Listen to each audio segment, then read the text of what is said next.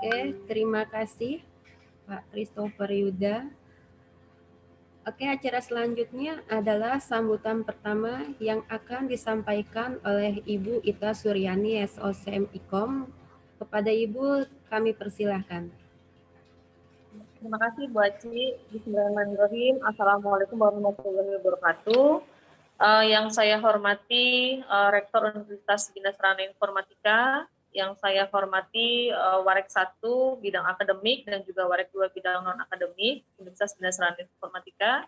Yang saya hormati Bapak Taufik Badawi selaku Ketua LPPM Universitas Bina Sarana Informatika, dan yang saya hormati Bapak Adi Supriyatna selaku Kaprodi Prodisia ya Pak Jakarta, yang saya hormati, dan saya hormati Pak Agus Junaidi selaku pembicara hari ini. Saya ingin mengucapkan terima kasih banyak atas kesediaan Bapak Agus untuk memberikan materi hari ini, dan juga kesediaan atas kepada Pak Taufik yang sudah bergabung pada hari ini. Sebenarnya kegiatan ini memang awalnya di planning untuk kami ya, untuk kegiatan di PR ya, tetapi alhamdulillah ternyata banyak yang merespon dan ingin hadir di kegiatan ini, dan mudah-mudahan kegiatan ini bermanfaat khususnya bagi para tim redaksi dan juga tim pengelola jurnal yang berbasis sistem OJS 3. Karena memang saat ini Prodi PR itu memang baru memiliki jurnal, dan kita juga masih dalam tahap belajar bagaimana cara mengelola jurnal ini dengan baik dengan menggunakan sistem OJS 3. Mudah-mudahan kegiatan ini bisa memiliki manfaat buat Bapak Ibu semua, dan terima kasih juga saya ucapkan kepada tim unit pengembangan akademik Prodi Hubungan Masyarakat atas terselenggaranya kegiatan ini. Mudah-mudahan apa yang kita lakukan hari ini bisa memberikan manfaat, dan saya akhiri juga saya buka kegiatan workshop pengelolaan jurnal Public Relation JPA berbasis sistem OJS 3 pada hari Selasa 29 Desember 2020. Kita akan memulai dengan membaca Bismillahirrahmanirrahim, dan saya akhiri sambutan dari saya. Terima kasih. Wassalamualaikum warahmatullahi wabarakatuh. Waalaikumsalam warahmatullahi wabarakatuh. Terima kasih Bu Ita. Kemudian adalah sambutan yang kedua yang akan disampaikan oleh Bapak Taufik Baidawi, MKOM, selaku Ketua LPPM Universitas Bina Sarana Informatika. Kepada Bapak Taufik, kami persilahkan.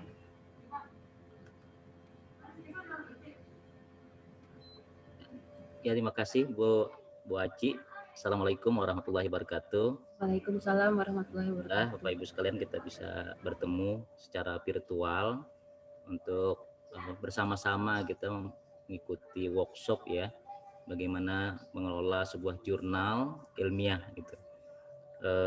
Bapak Ibu sekalian, yang pertama-tama tentu saya ucapkan terima kasih kepada Bu Ita selaku Kaprodi PR yang sudah memfasilitasi kegiatan ini. Alhamdulillah cukup banyak yang hadir ya Bapak Ibu sekalian gitu, walaupun target awalnya kan hanya Prodi PR gitu, tapi berarti untuk kegiatan ini sangat sangat antusias gitu ya Bapak Ibu sekalian. Jadi ini mungkin awalnya kita di PR dulu, bisa jadi nanti di beberapa prodi lain juga demikian gitu ya. Kemudian di sini ada Pak Adi Supriyatna juga Kaprodi SIA ya. Nah, mudah-mudahan nanti di SIA juga ada jurnal ya. Ada beberapa malah ya untuk SIA itu. Jadi mungkin nanti di setiap prodi itu bisa memiliki jurnal masing-masing, dan kami berharap nanti jurnal-jurnal kita itu semakin ke depan semakin baik, semakin berkualitas gitu. Nah, kemudian juga tidak lupa terima kasih nih ke Pak Agus Junaidi yang sudah membantu untuk sharing ilmu lah ya, berbagi bagaimana sebuah pengelolaan jurnal yang baik itu. Nah, Bapak Ibu sekalian, seperti yang sama-sama kita ketahui, saat ini di BSI itu ada kurang lebih 43 jurnal yang sudah lama maupun yang baru kita akan ajukan gitu ya. Ya, yang dari 43 itu 20 sudah terakreditasi Ristek di BRIN, kemudian ada beberapa yang memang sudah persiapan untuk diakreditasi. Kalau nggak salah ada 4 jurnal yang mau kita prospek untuk bisa diakreditasi berikutnya gitu. Kemudian ada beberapa jurnal juga yang memang saat ini sedang kita coba untuk dilengkapin gitu ya, baik publikasinya maupun kelengkapan lainnya supaya nanti bisa publish. Nah, jurnal Public Relation ini adalah salah satu jurnal yang memang baru kita usulkan.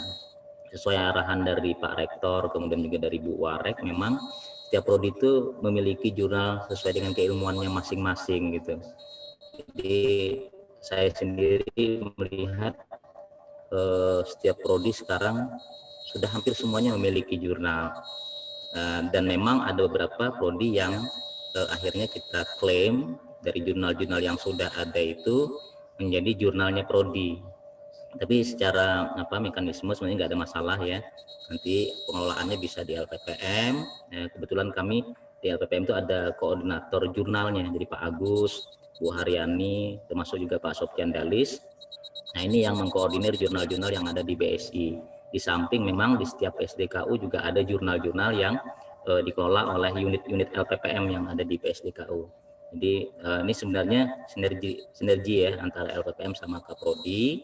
Nah, jadi nanti saya berharap betul yang jurnal PR ini bisa satu ya, kita lengkapin dokumennya. Jadi untuk yang pertama tentu ada publikasi dulu, bisa terbitan. Nanti kita akan uruskan ISSN-nya atau ESSN-nya. Kemudian kalau sudah, nanti baru kita bisa terima publikasi yang lain. Sambil jalan nanti kita coba adakan semacam pelatihan seperti ini. Bagaimana mengelola jurnal-jurnal, menerima tulisan, sampai betul-betul bisa publish. Kemudian jurnal yang sudah dibuatkan itu nanti dilengkapin gitu ya, dari sisi kontennya, dari sisi desain webnya, kemudian alat-alat kelengkapan itu banyak sekali tuh kalau jurnal. Nanti mungkin Pak Agus yang akan membahas secara detail ya, supaya nanti jurnal kita itu bisa baik gitu. Jadi harapannya nanti setelah ada 4 kali terbitan, jurnal PR ini bisa kita urus untuk akreditasi gitu. Nah, kemudian itu yang pertama. Yang kedua, mudah-mudahan dengan adanya jurnal PR ini bisa memfasilitasi dosen-dosen yang ada di prodi PR ya, Bu Wita. Jadi teman-teman yang mau publish, nah nanti bisa masuk ke sana. Pun kalau ada penulis-penulis dari luar yang memang keilmuannya di bidang public relation, nanti bisa masuk ke sini. Saya yakin dan percaya nanti jurnal PR ini bisa menjadi jurnal yang baik gitu ya. Karena memang spesifik dia, dari namanya pun kita sudah lihat itu sesuai keilmuan ya, jurnal public relation. Nah, itu kalau untuk akreditasi nilainya lebih besar itu Bu dibanding jurnal-jurnal yang memang namanya bersifat umum ya. Ini lebih spesifik. Itu yang kedua. Kemudian yang ketiga, mudah-mudahan dengan jurnal ini nanti bisa membantu teman-teman yang lagi proses akreditasi. Kami melihat di ilmu komunikasi itu kelemahannya ya, dari sisi publikasi masih kurang. Makanya kemarin kita diskusi dengan Bu Ita, Bu Anisti juga, sampai pada akhirnya kita memutuskan buat lagi jurnal, yaitu jurnal PR, sama lagi satu jurnal, saya lupa namanya ya Pak Yusuf itu. Jadi ada 2 tambahan untuk jurnal di ilmu komunikasi, jika dan jurnal komunikasi. Jadi sekarang itu untuk yang prodi komunikasi paling tidak ada 4 ya. Kalaupun mau ditambah yang cakrawala gitu ya, jadi ada 5 sebenarnya. Jadi ke depan mudah-mudahan untuk teman-teman yang di ilmu komunikasi, entah itu PR, advertising ya dan sebagainya, tidak kesulitan untuk publikasi. Saya kira itu Bapak Ibu. Jadi saya pribadi mengapresiasi inisiasi dari prodi yang meminta dari kami di LPPM untuk mengadakan workshop ini. Jadi mudah-mudahan ini bermanfaat, tidak hanya buat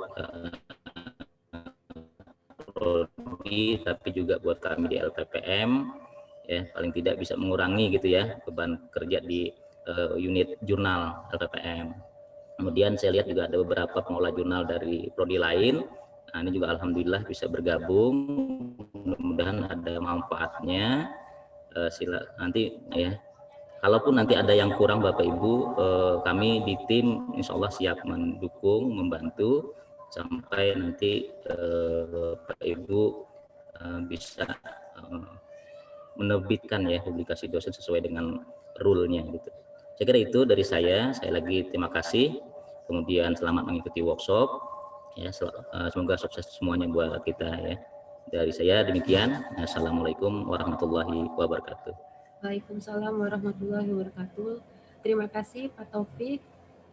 Oke, baik Bapak Ibu, kita beranjak ke acara inti hari ini, yakni workshop pengelolaan jurnal public relation yang akan dipaparkan oleh narasumber kita, Bapak Agus Junaidi, MKOM. Bapak Ibu dan rekan-rekan tim unit pengembangan akademik mungkin sudah familiar dengan Bapak Agus. Beliau merupakan staf LPPM dari unit jurnal, koordinator jurnal, dan yang telah salah satu yang telah menyukseskan acara ICA ISD 2020 dan akan berlanjut di ICA ISD 2021. Jadi yang berkenaan dengan jurnal tentunya Pak Agus sudah tidak diragukan lagi kemampuannya. Ya Pak ya? Baik.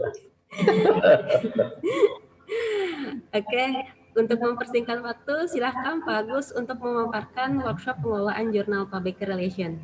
Untuk Pak Agus dipersilahkan. Baik. Baik, terima kasih Bu Astriani. Saya mulai. Assalamualaikum warahmatullahi wabarakatuh. Waalaikumsalam warahmatullahi wabarakatuh. Ada yang saya hormati Pak Taufik Baidawi selaku Ketua LPPM, Ibu Ika Suryani sebagai Kaprodi PR.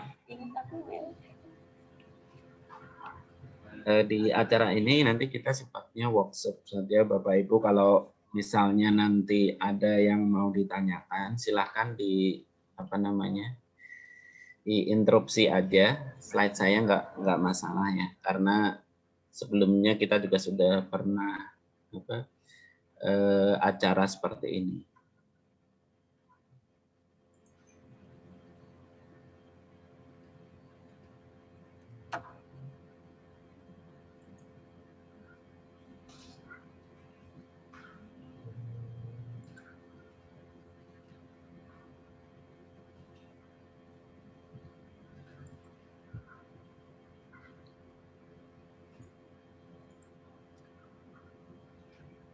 Oke, slide saya kelihatan ya Bapak Ibu.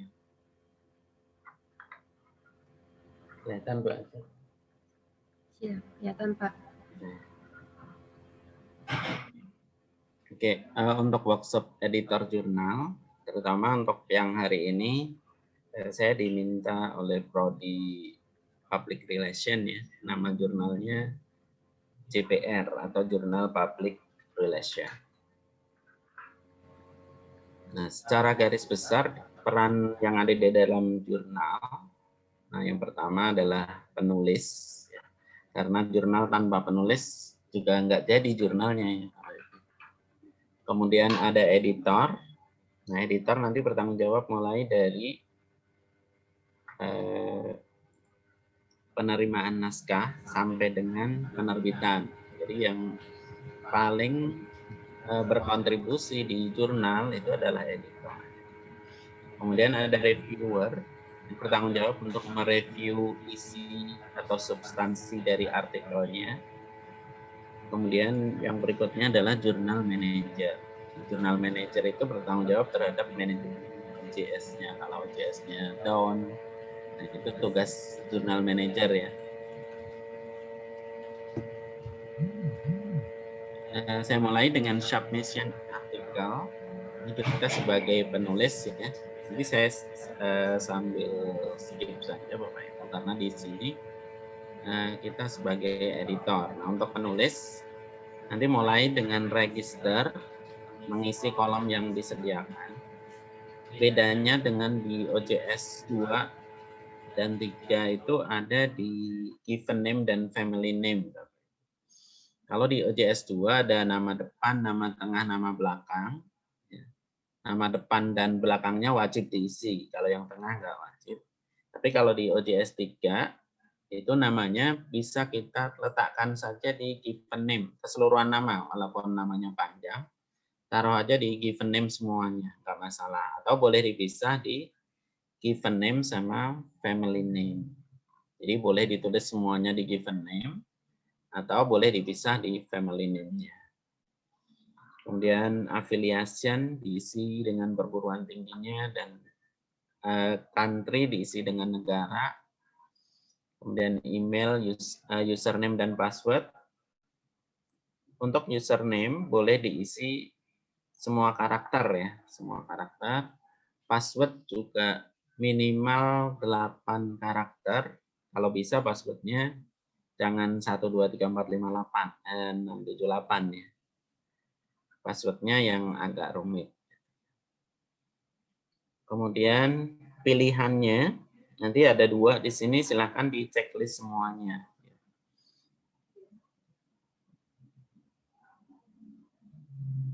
Nah, untuk melakukan submission nanti ada 5 tahapan. Ini saya skip saja ya Bapak Ibu.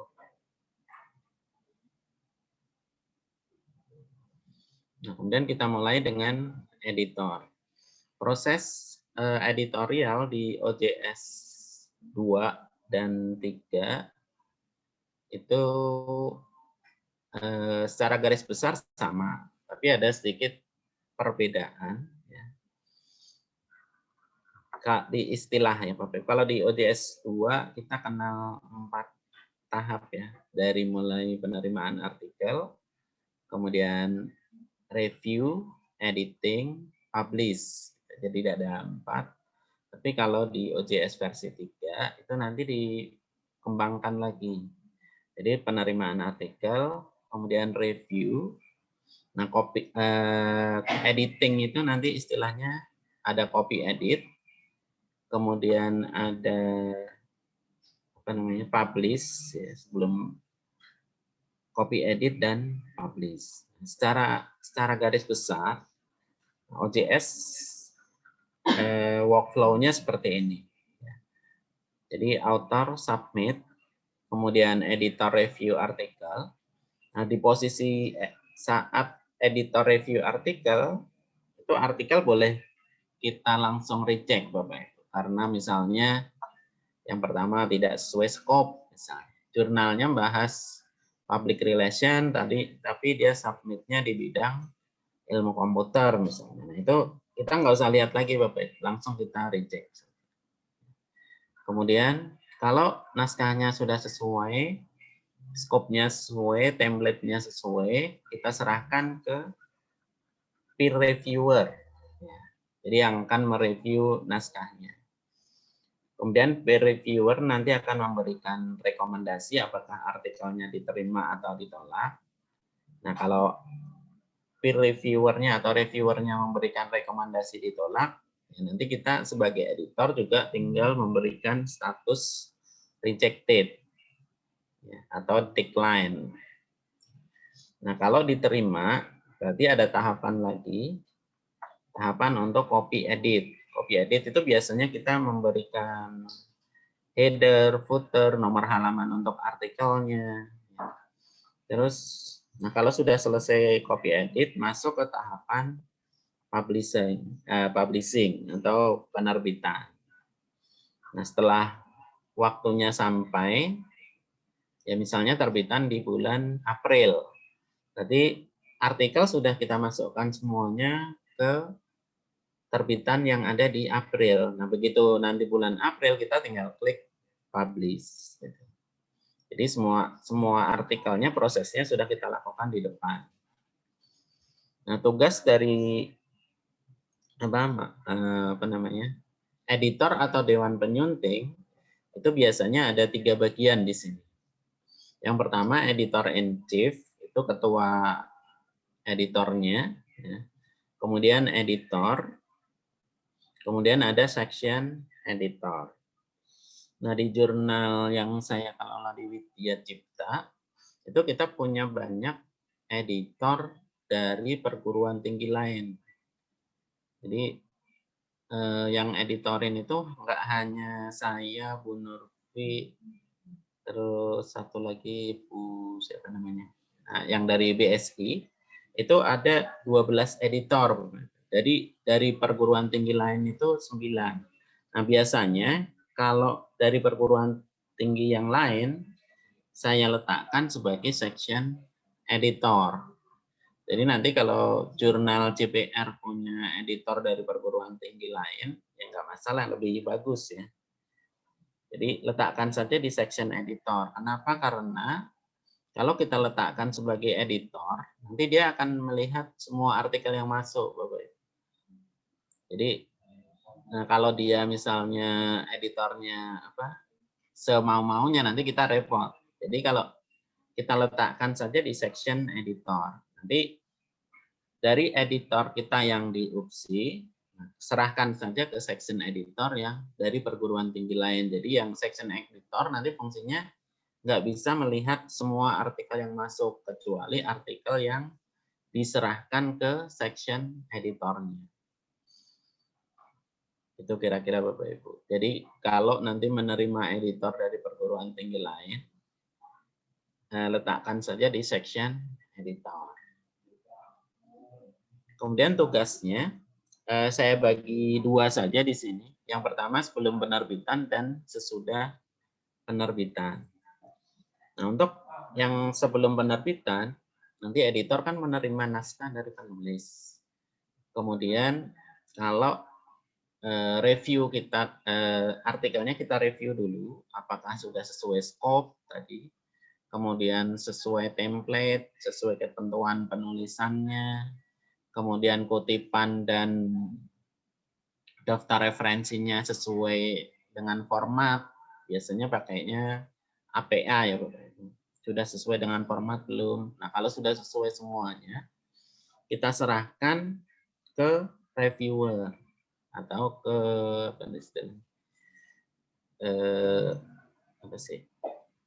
reviewer aja ya. Kalau di bahasa Indonesia itu namanya mitra bestari. Jadi lebih susah di bahasa Indonesia. Kalau bahasa Inggrisnya review, tugasnya review, nama orangnya reviewer gitu, lebih gampang.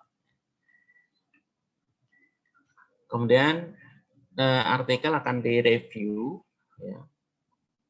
Kemudian kalau misalnya reviewernya selesai, nanti dia akan menyerahkan kembali ke editor dan termasuk hasilnya. Hasilnya apakah diterima atau ditolak. Nah, kalau misalnya reviewernya menerima tapi naskahnya nggak bagus, nah editor juga berhak menolak. Atau reviewernya menolak tapi tulisannya bagus menurut editornya, itu editor juga berhak menerima. Jadi semua keputusan itu sebenarnya ada di editor. Atau kalau kita punya ketua editor ya, itu yang mengambil keputusan adalah editor in chief-nya. Kemudian tahapan berikutnya adalah editing. Editing biasanya kita memberikan header sama footer ya. Judul ini halaman berapa sampai berapa. Nah, kemudian yang berikutnya adalah membuat isu.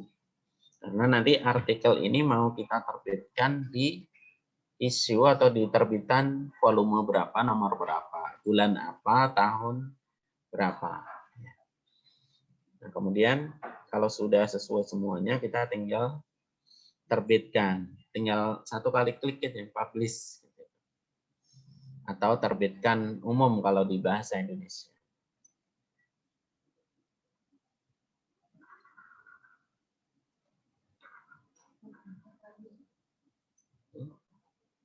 Ya, langsung aja Bu. Kita coba saja ya di jurnal CPR ya. Itu.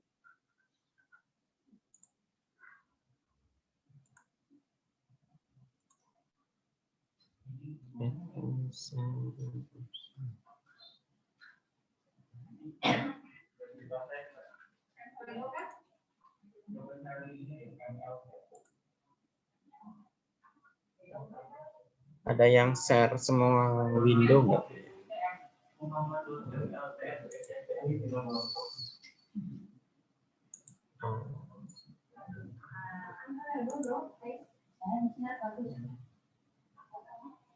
Saya dulu Bu.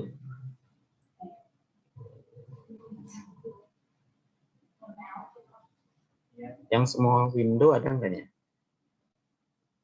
Share semua window.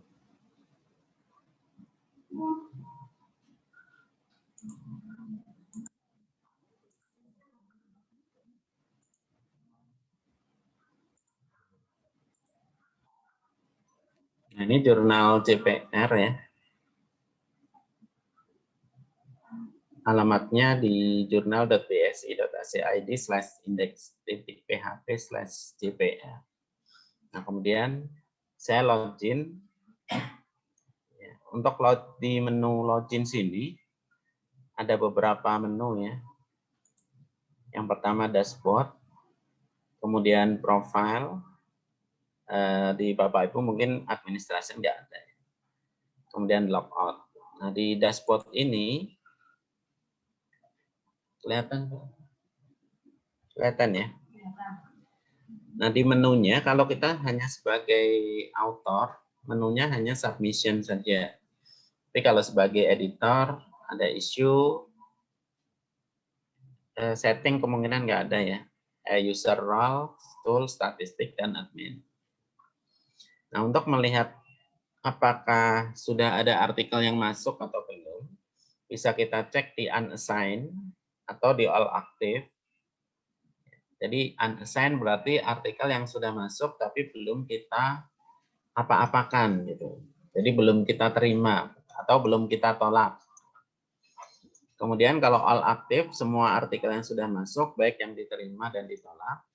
Kemudian kalau arsip, nah ini artikel yang kita tolak atau artikel yang sudah kita terbitkan. Nah, kalau yang ditolak statusnya decline di sini. Kalau yang sudah diterbitkan nanti statusnya publish di sini. Atau bahkan mungkin dia udah nggak tampil lagi ya kalau statusnya sudah diterbitkan. Tapi untuk status yang lain misalnya editing, nah itu masuknya ke dalam sini. Atau scheduling ya. Scheduling ini tinggal satu kali klik lagi dia sudah publish. Nah, nanti kita bisa lihat di all active. Di all active yang statusnya submission, berarti dia naskahnya baru masuk. Kemudian di dalam naskah itu ada ID-nya ya.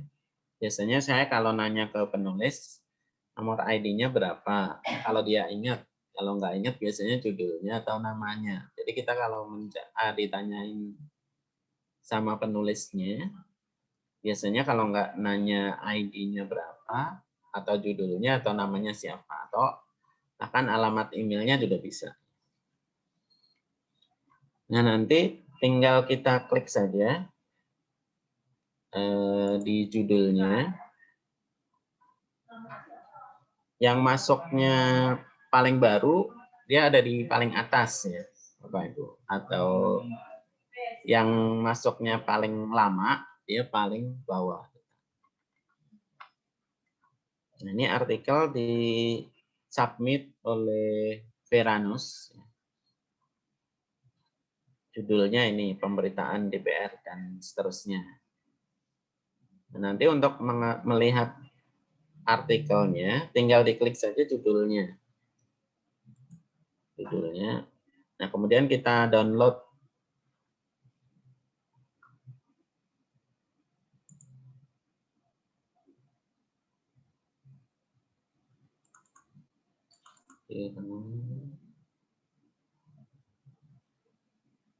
CPR.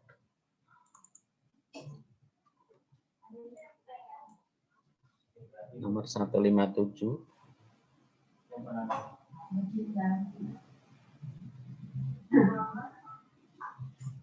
Kalau saya buka Word-nya kelihatan nggak, Bu? Ya, tetap yang di jurnal ya. Nah, nanti Bapak Ibu bisa lihat saja.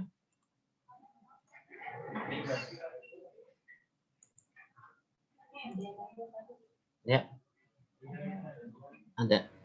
Ada yang bertanya, silahkan. Pak Arfan di sini nanya, katanya workshopnya dapat diberikan login dummy untuk testing langsung nggak Pak?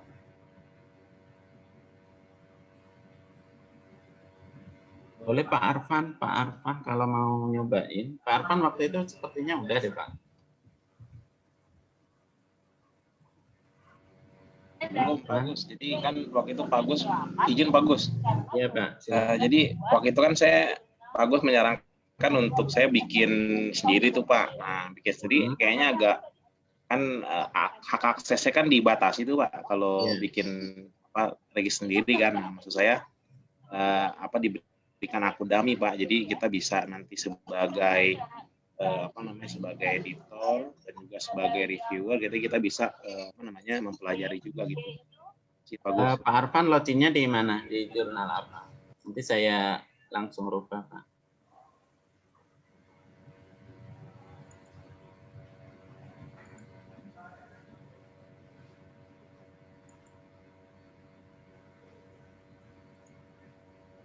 Saya pengennya yang di yang di Sia Bogor Pak, namanya apa, Justia masalah ya namanya. Oh Justia. Bapak udah login di situ, udah submit.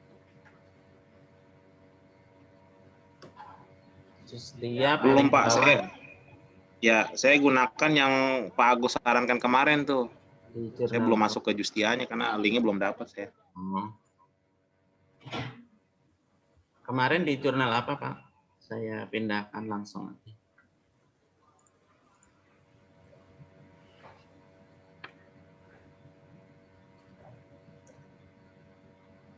Justia.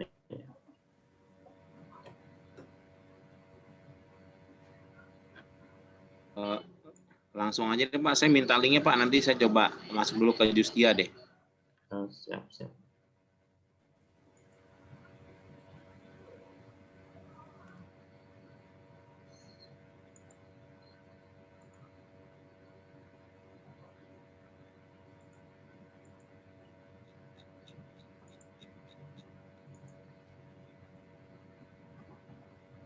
Pak Arfan sebagai editor apa jurnal manager Pak? Kita kan usul aja Pak Gus kalau memang diperbolehkan. Kita kan lagi mempelajari workshop nih Pak Gus ya. Gimana kalau dibuka dulu aksesnya? Oke, jurnal manager sama editor ya Pak, saya. Ya, boleh Pak, siap. Reviewer juga. Sudah Pak, linknya di tadi jurnal BSI ACID/index.php/justia.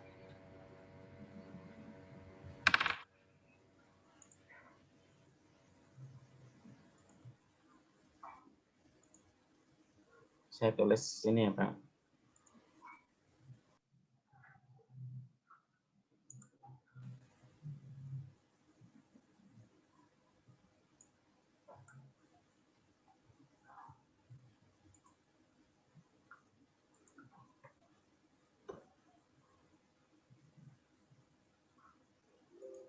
Ada lagi Bapak Ibu?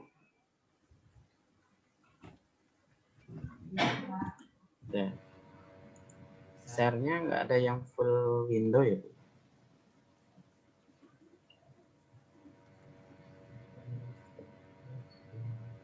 Basic at home.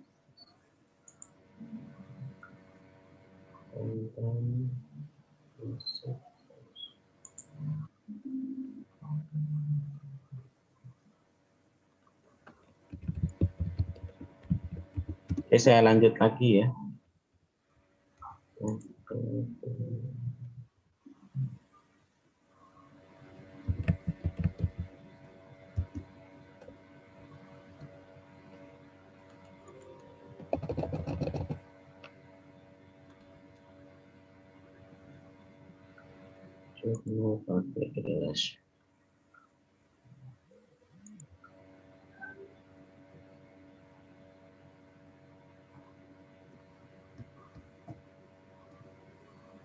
Tadi saya sampai Siddhartha ya.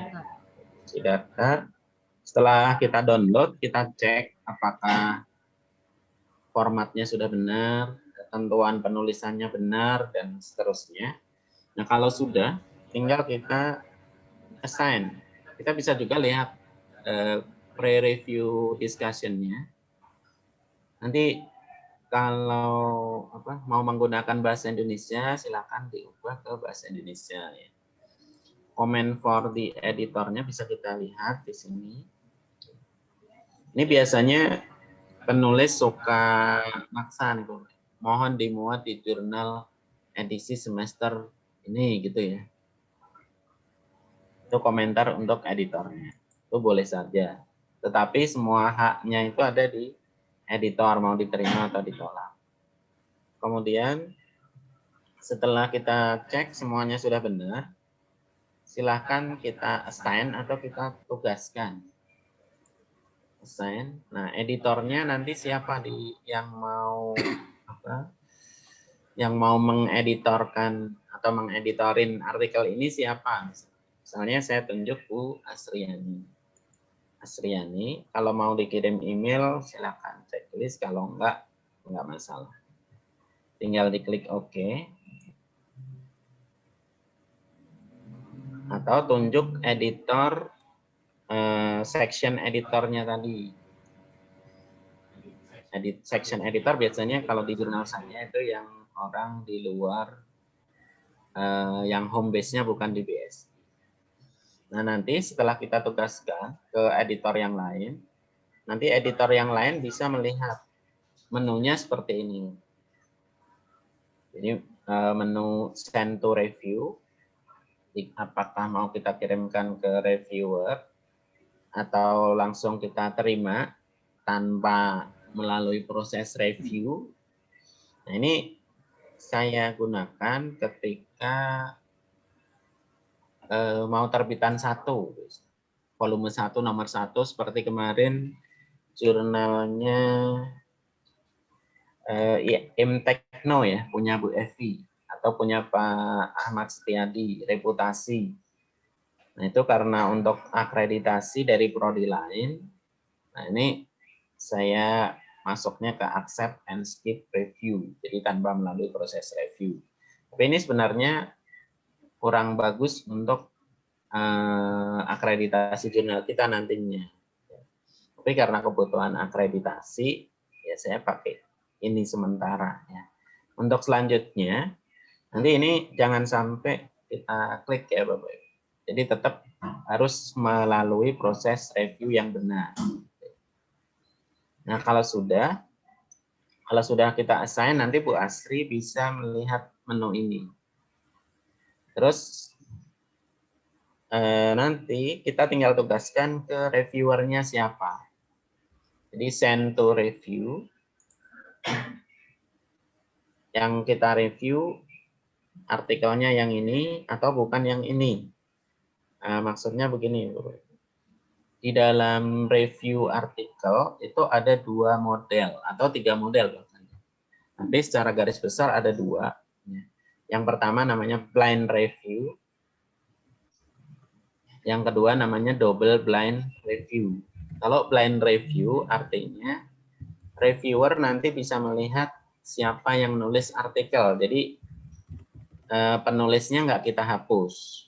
Tapi kalau double blind review berarti nanti penulisnya, author, alamat author, affiliation, email itu kita hapus semua dulu, baru kita send review di sini, send to review. Jadi kalau kita pakainya double blind, kita upload dulu file yang sudah kita hapus penulisnya. Jadi identitas penulisnya kita hapus dulu, baru kita upload, checklist, baru send ke review. Nah, reviewernya siapa? Tinggal kita pilih di sini.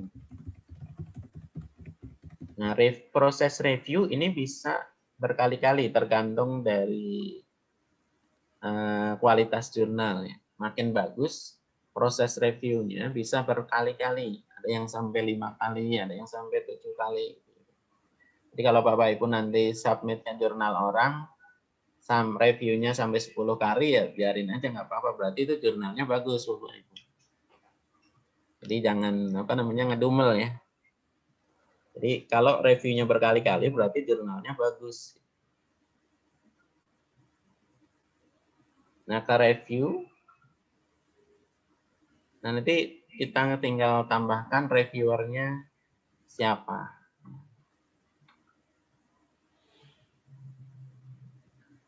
Terus kalau modelnya tadi tinggal dipilih mau double blind atau blind review.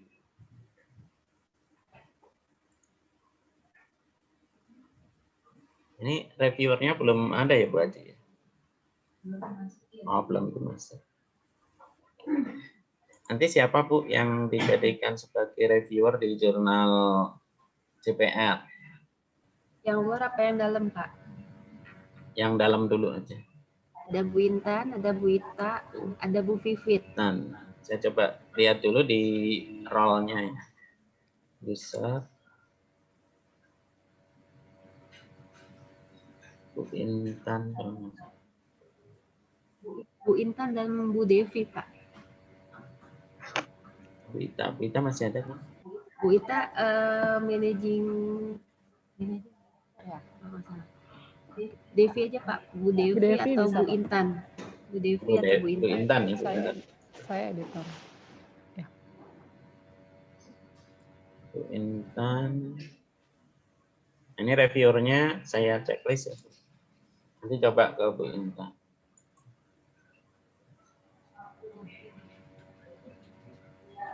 Saya balik lagi ke yang tadi artikelnya.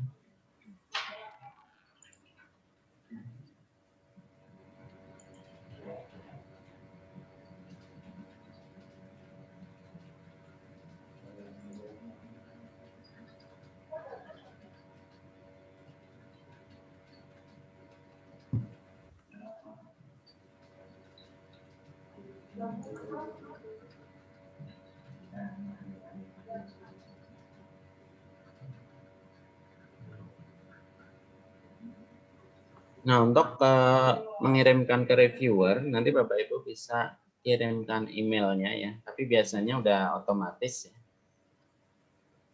Untuk pengiriman ke reviewer, ya, add reviewer. Nah, di sini ada Bu Intan. Bu Intan kenapa? Unlock saja ya. Unlock. Saya kirimkan ke Bu Intan. Select review.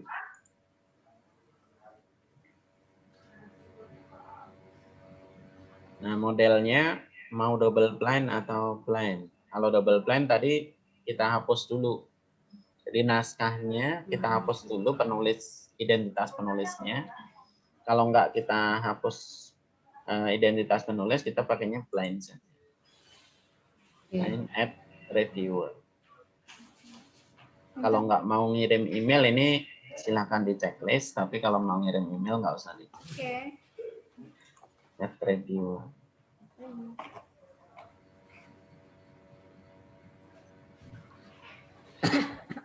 Nanti tunggu sampai statusnya hijau di sini. Nah, nanti Bu Intan akan menerima email supaya pesannya untuk mereview artikel dengan judul ini nomor sekian gitu. Terus kita bisa serahkan satu artikel itu ke beberapa reviewer sekaligus. Jadi misalnya biasanya saya menggunakan satu artikel itu saya serahkan ke 2 reviewer. Nah, masalahnya nanti kalau yang satu nolak, yang satu menerima, nah kita tambahkan baru reviewer yang ketiga gitu Bapak Ibu. Jadi kalau misalnya yang satu kadang-kadang nggak respon gitu kan. Sampai melewati 2 atau 3 minggu yang kita tentukan dia belum ada respon juga. Jadi kita pakai reviewer yang sudah memasukkan hasil reviewnya saja. Nah, nanti kalau Bu Intan sudah selesai mereview, Bu Intan akan memberikan status di sini. Saya kembali ke slide saya dulu. Nongol ya Bu Intan di emailnya. Coba Bu Intan dicek. Dicek Bu Udah Intan. Pak, udah langsung dicek. Ada ya? Sudah saya share ke. Silahkan mengerjakan tugasnya. Oke, siap. Langsung ya. Untuk Pak Agus ada pertanyaan, maaf di sini. Agus mau nanya dari Pak Jordi, kalau saat send to review pilihannya sudah terlanjur double blind, tapi data penulis nggak dihapus, Nggak gimana apa-apa. ya Pak? Berarti nggak dipindahin ya Pak? Ya, sebenarnya nggak masalah ya, tapi kalau double blind itu biasanya kita upload dulu Pak. Jadi artikel yang masuk tadi kita download, terus kita buang identitas penulis, baru kita upload yang sudah tidak ada identitas penulisnya, nah, baru kita serahkan ke reviewer. Yang kita serahkan ke reviewer itu berarti ada dua ya, dua file. Yang satu data penulisnya ada, yang satu data penulisnya sudah kita hapus. Nah itu yang kita checklist, yang data penulisnya sudah kita hapus. Kalau pakainya double blind. Tapi kalau misalnya nggak dihapus, kita nggak milih blind, ya tetap nggak masalah. Jadi tidak mempengaruhi proses apa-apa ya Pak? Tidak, tidak. Oh ya, soalnya kemarin next aja Pak. Oh. Masih baru Pak sama Pak. Sama, saya juga baru. Bisa aja Pak Agus. Makasih Pak Agus. Sama-sama. Ada pertanyaan lagi nih Pak dari Ibu Rizka. Pada saat double blind, file uploadnya di sebelah mana ya Pak? Boleh tolong dicontohkan? Tadi udah ya? Udah tadi ya Bu. Jadi pada saat kita terima artikel, terus kita download, kita hapus. Nah sebelum kita serahkan ke review, kita upload dulu artikelnya. Jadi udah kelewat ya. Udah kelewat Bu Rizka. Ini dari Bu Siti Mas Rifa, materi tutorialnya ada nggak Pak, biar dibaca dan diikuti step by step-nya? Di research kit saya, Ibu nanti tinggal buka research kit aja, cari nama saya, ada di situ. Setiap saya workshop selalu saya upload di situ Bu. Ya Bu siapa tadi? Bu Siti Mas Rifa. Ya Bu Siti Mas Rifa.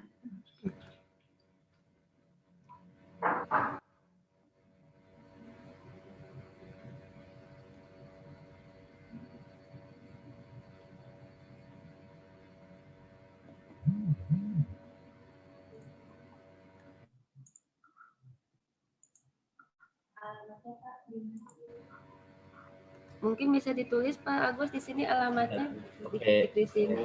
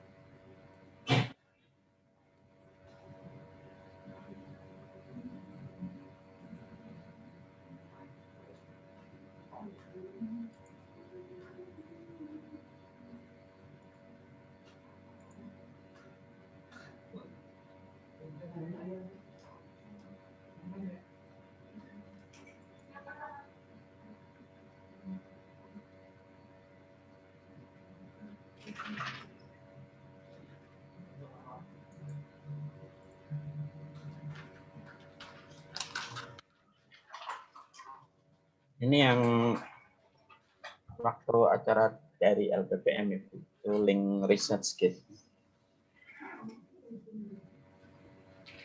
Sudah ya Ibu Siti dan Bu Mari, ini ada linknya sudah diberikan oleh Pak Agus, research kit.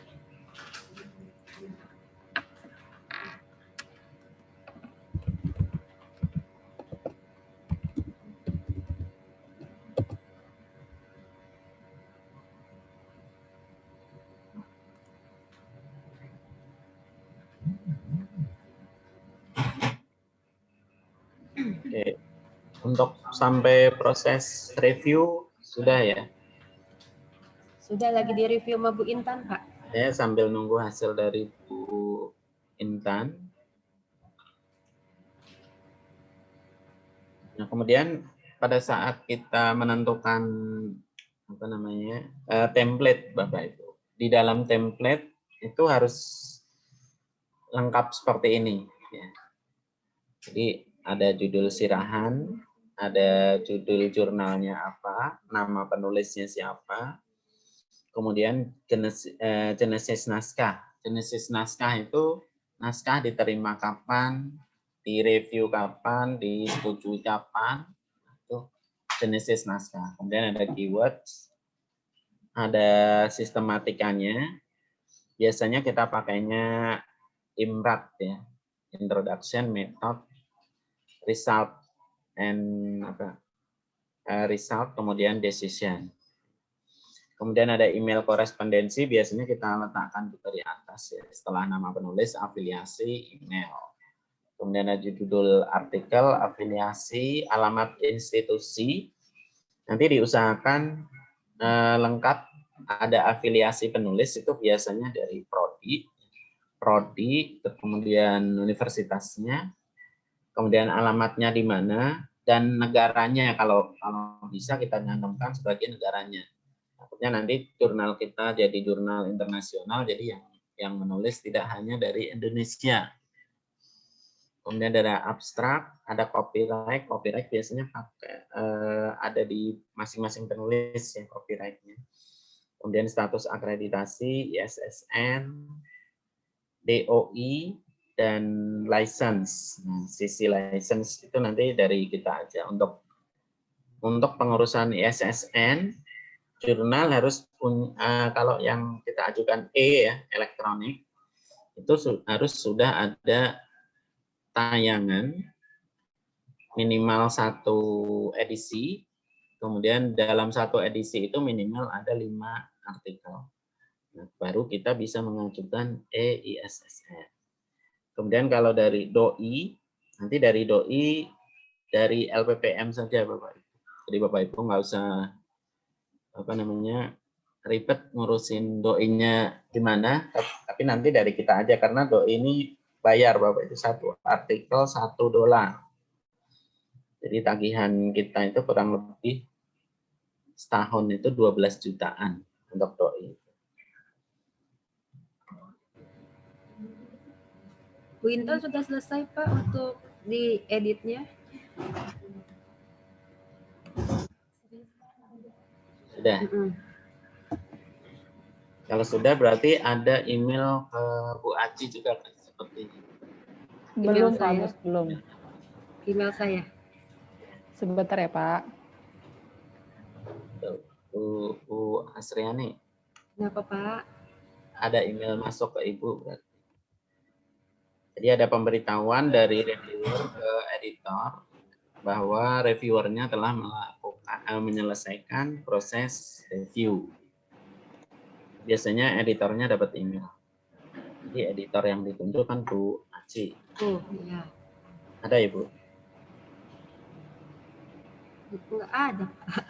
Belum ada, orang saya belum kirim Pak Agus. Oh, belum. Kirain udah Bu. Bu Aci buru-buru deh. Lanjut Pak Agus, silakan. Baik. Oh, maksudnya Bu Intan itu balikin lagi ke saya gitu ya Pak? Ya. Jadi nanti kalau reviewernya sudah mereview, itu kan memberikan status diterima atau ditolak, atau diterimanya itu ada mayor, minor gitu ya.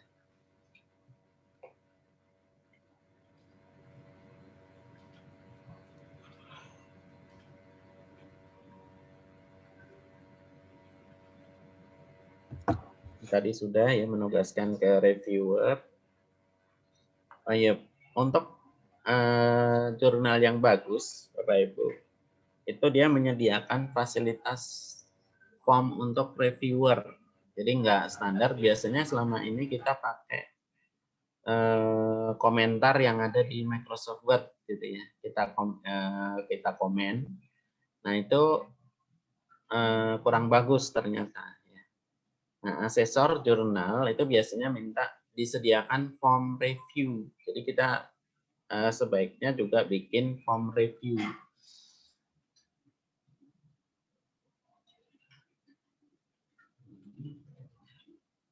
Nah, form review yang sudah saya upload di jurnal Widya Cipta ya, karena Widya Cipta itu penulisnya kebanyakan dari luar, editornya kebanyakan dari luar, kemudian reviewernya juga kebanyakan dari luar. Jadi saya buat form reviewnya seperti ini, judul, bagaimana kualitas judul artikelnya apa, nanti biar reviewernya itu menulis judulnya begini, abstraknya seperti apa, kemudian daftar pustakanya seperti apa. Jadi reviewer itu benar-benar tidak mengoreksi format tulisannya. Misalnya cetak miring, itu bukan tugas reviewer Bapak, tapi itu tugas editor. Jadi kita bisa membedakan mana tugas reviewer dan mana tugas editor. Jadi reviewer itu lebih pada Ya, konten reviewer ya Pak lebih Gus. kepada isi artikelnya. Jadi abstraknya seperti apa, kita tulis di sini. Pendahuluannya seperti apa. Nanti kalau bisa kita uraikan aja. Abstrak sudah memenuhi ketentuan syarat ini. Ini wajib dibuat Pak Nanti Gus. kalau bisa kita buat aja Bu, sambil jalan aja. Kalau sekarang ya nggak usah dulu. Tapi sambil jalan aja. Semuanya bisa kita lakukan sambil jalan. Jadi nanti kita menyediakan form review seperti ini. Reviewernya mengisi hasil reviewnya. Setelah reviewer memberikan hasil reviewnya, sekaligus memberikan form reviewnya gitu Pak Gus. Ya, editor yang memberikan form review.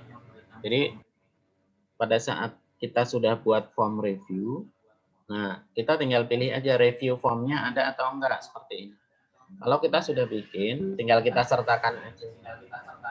Ini tinggal add reviewer.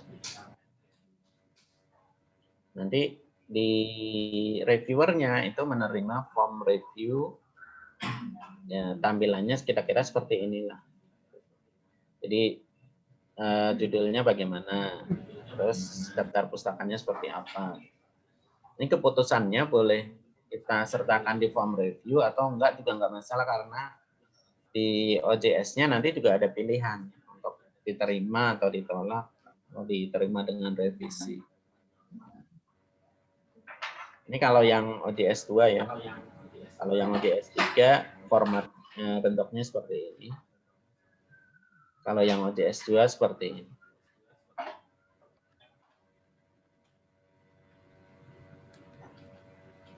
Nah, setelah reviewer menerima dari editor, nanti yang pertama dilakukan oleh reviewer adalah menjawab apakah dia setuju. Kadang-kadang ini juga kita sendiri yang isi ya. Tapi kalau bisa reviewernya aja. Kalau misalnya reviewernya setuju, ya tinggal diklik yes, tinggal klik accept. Tapi kalau misalnya reviewernya sibuk, nggak mau mereview dulu, ya jangan di accept ya. Jangan di accept. Ini decline aja di sini. Bagus, sudah ada di email saya. Waji ya. Dan berarti udah selesai. Saya lanjut lagi ke CPR-nya ya.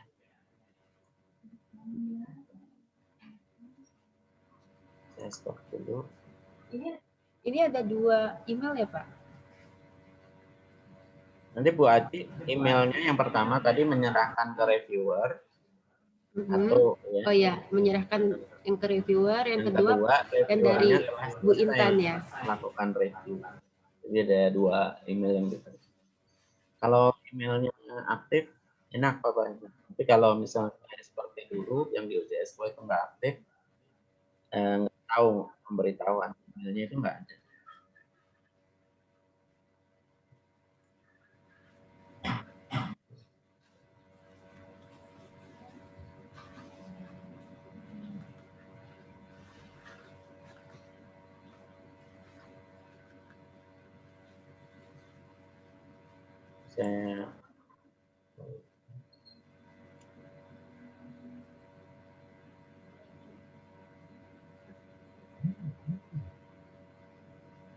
Nah ini sudah review submit hasil reviewnya.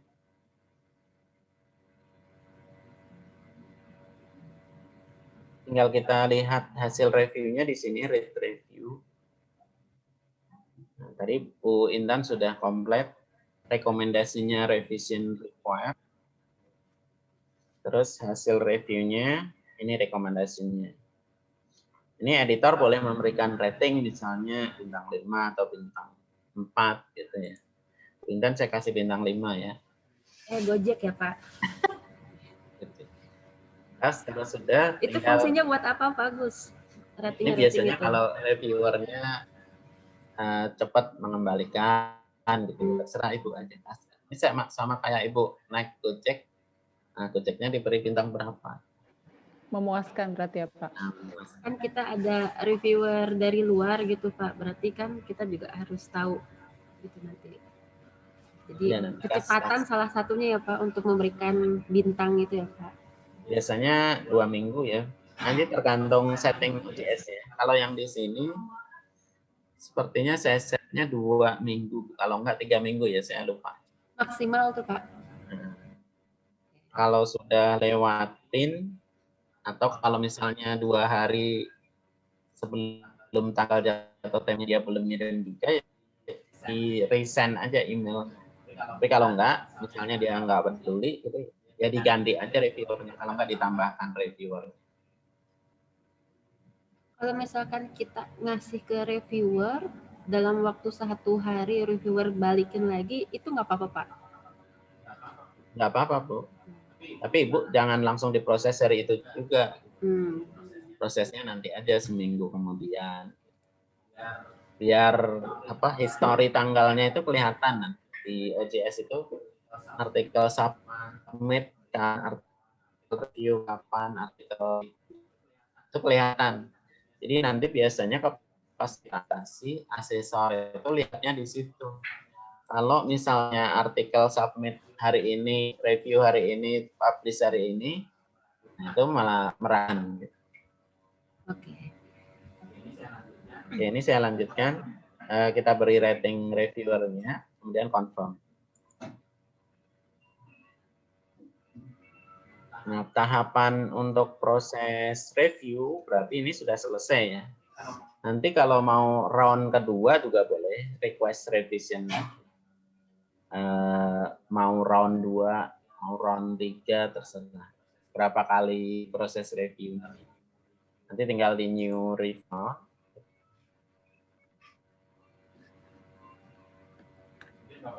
Mungkin Bapak Ibu pernah submit ke jurnal sampai round review-nya beberapa kali.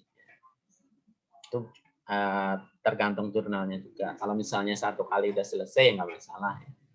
Tapi jurnal yang bagus biasanya 2 sampai 5 kali round review.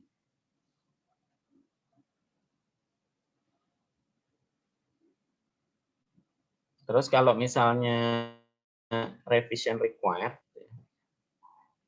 berarti nanti kita tambahkan di sini.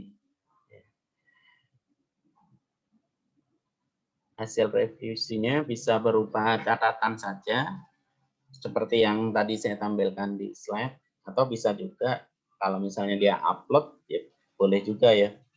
Kalau upload ya lokasinya di sini. Nah kalau sudah penulisnya tadi revisi, ya kita tinggal add di sini juga boleh. Misalnya ada perbaikan gitu boleh. Oke, kalau misalnya artikel diterima, nanti kita proses ke selanjutnya. Ini mau diterima atau tadi revisi ya. Revisi ya Bapak Ibu. Statusnya dari reviewer diminta revisi. Oke.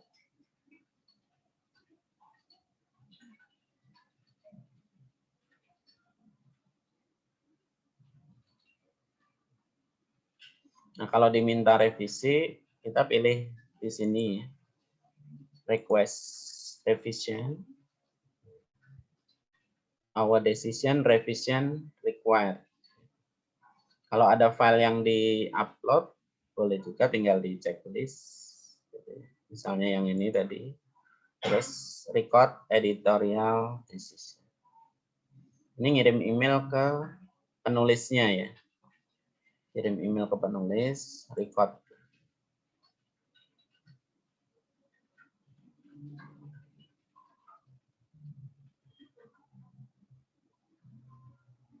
Ya, nanti sampai penulisnya merevisi artikelnya.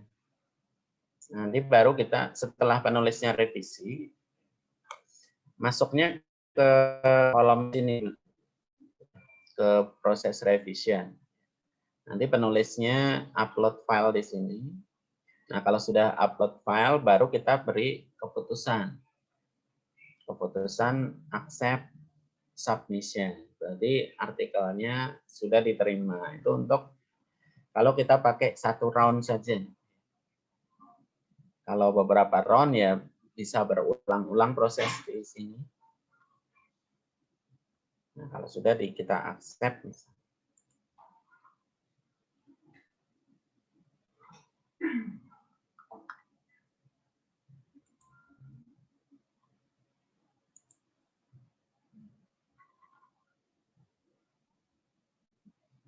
Nah, setelah kita accept artikel yang tadi, itu prosesnya masuk ke tahap copy edit. Masuk ke tahap copy editing. Nah, di copy edit ini, nanti tinggal kita tambahkan header, footer, nomor halaman, dan sebagainya. Kalau mau ditaruh nomor DOI-nya juga boleh. Kalau enggak juga enggak apa-apa, tapi untuk jurnal-jurnal baru ini kita belum beri nomor doi ya Bapak Ibu. Nanti kalau sudah 2 tahun, nah baru kita berikan nomor doi-nya untuk proses akreditasi, karena akreditasi itu perlu nomor doi. Nah, kemudian kalau sudah tahap copy edit, kita tinggal upload file yang sudah kita tambahkan header footer tadi, kita masukkan ke sini upload file. Nah, ini filenya masuk ke artikel teks, drag. Nah, copy, drag aja filenya ke sini atau di upload pakai tombol upload filenya yang mana. Oke. Nah, kalau sudah, nanti dia akan masuk ke proses selanjutnya. Proses selanjutnya proses production. Ada di sini. Nah, karena kita belum upload, ini bisa kita lewati, ya. Tapi sebaiknya di copy edit ini kita lengkapi dulu filenya. Kita cek kemudian apakah ada ejaan yang salah, ada penulisan nama tabel, nama gambar salah, gitu ya. Contohnya begini Bapak Ibu ya, kalau ada tabel, itu kan ada namanya, ya. Tabel 3 misalnya. Nah, pernyataannya di atas tabel itu ada pernyataan lihat tabel di bawah. Nah, itu sebaiknya kita hindari. Karena tabelnya sudah pakai nomor, berarti kita pakai nomor rujukannya aja, lihat tabel 3 gitu ya. Jangan lihat tabel di bawah atau di samping atau di atas.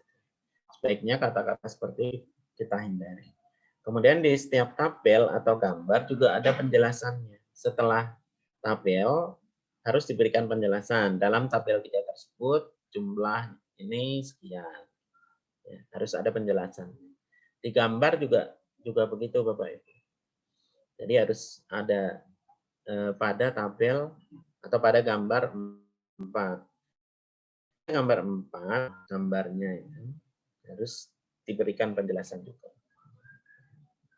Ini kita upload hasil copy tadi ya. Kalau sudah oke, upload file, masuk ke langkah tahapan selanjutnya itu production.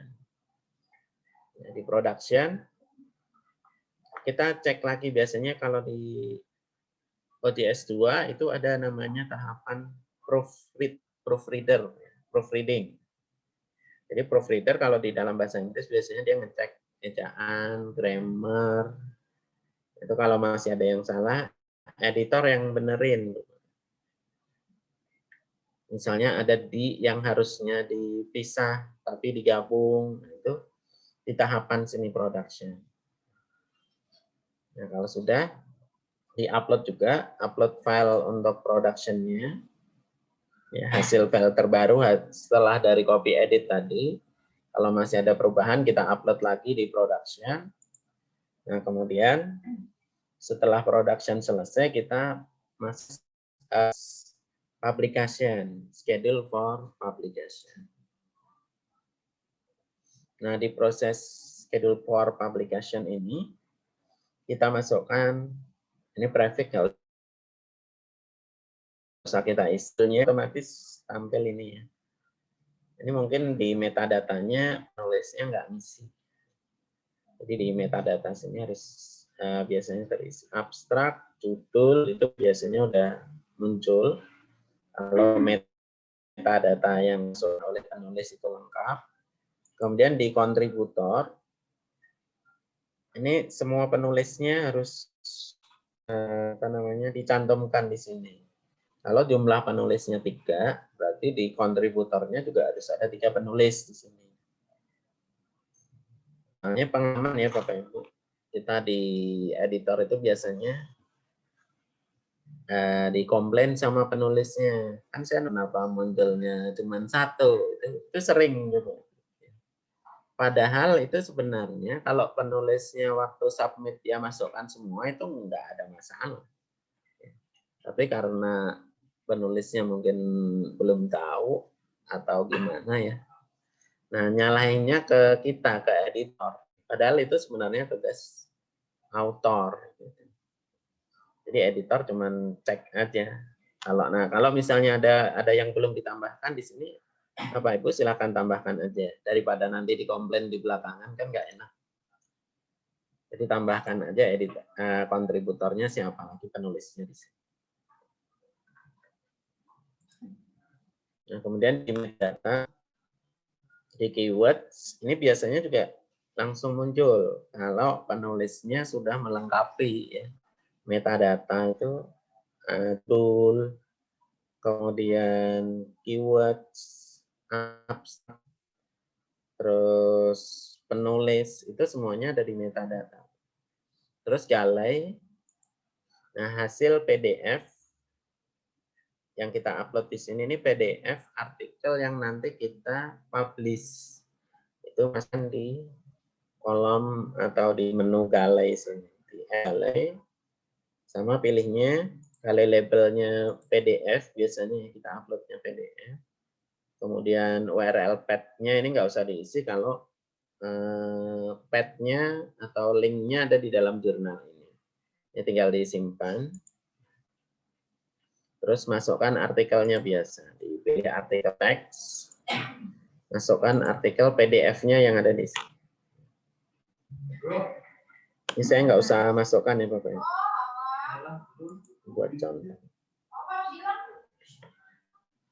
Kemudian di galai ada file PDF-nya di sini. Kemudian di permission. Nah, ini biasanya jurnal ini yang punya copyright siapa? Ada 2 model ya, yang punya copyright-nya tetap penulis, atau yang punya copyright-nya ada di jurnalnya. Ya,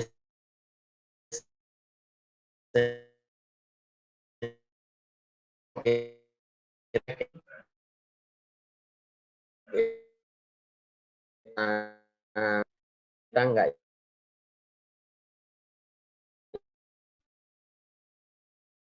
kalau misalnya nanti ada masalah itu memasukkan ke kan yang mana. Nah, untuk membuat isu sebelum kita jadi Bapak Ibu bisa create isu ya.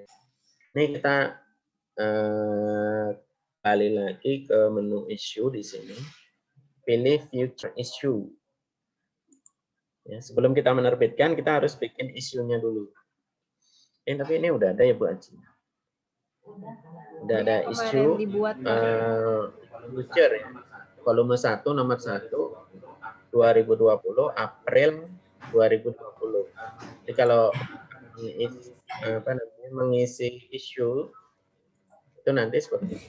Jadi identifikasinya volume 1 itu berarti jurnal terbitan tahun pertama. Kemudian nomor 1 itu berarti edisi ke-1.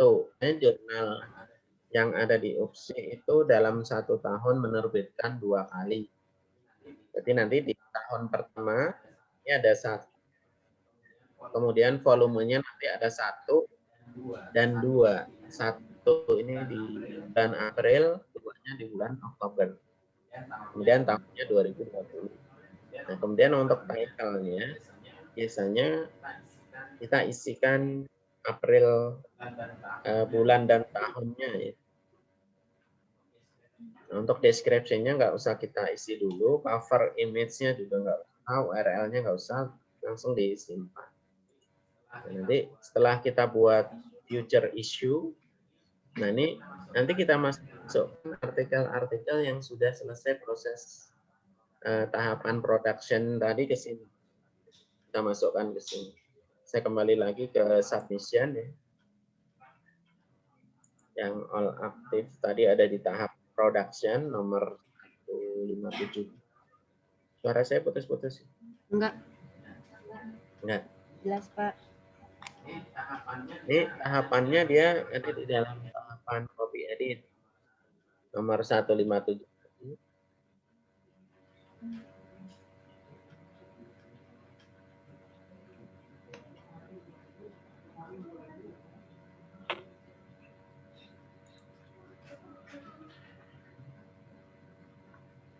Nah, tahapannya ada di copy edit. Tadi harusnya ada di production ya langsung. Production, schedule for publication. Tadi sudah sampai issue ya.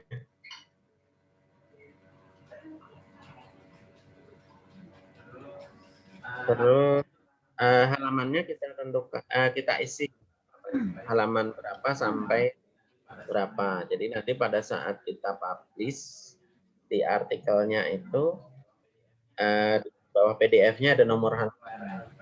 Kemudian URL path ini nanti nggak usah kita isi. Kemudian tanggal publish-nya. Nah kalau misalnya Bapak mau mempublish tapi artikelnya mundur, gitu, kita pakai tanggal yang sebelumnya aja. Jadi misalnya April 2020 ya kita pilih April 2020. April bulan 4. Tanggalnya tanggal berapa? Biasanya saya di akhir bulan tanggal 25. Jadi tanggal date publish-nya itu sesuai dengan edisi jurnalnya. Nah, kalau sudah kita simpan, save. Terus kita boleh assign to issue tadi. Assign to issue kita mau memasukkan di issue yang keberapa. Jadi kita sudah buat issue nomor 1, volume 1. Nah, kalau sudah tinggal kita pilih. Issue itu ada 2 ya Bapak Ibu. Future itu belum kita terbitkan. Sama yang current issue. Kalau current issue itu berarti yang saat ini. Terbit nanti itu current. Kalau Bapak Ibu nanti jurnalnya sudah diterbitkan, ada artikel yang masuk, berarti yang current issue. Tinggal save. Ini PDF-nya nggak ada ya, nggak apa-apa, berarti nanti diulang lagi aja. Oke. Nah, kemudian schedule for publication tinggal kita.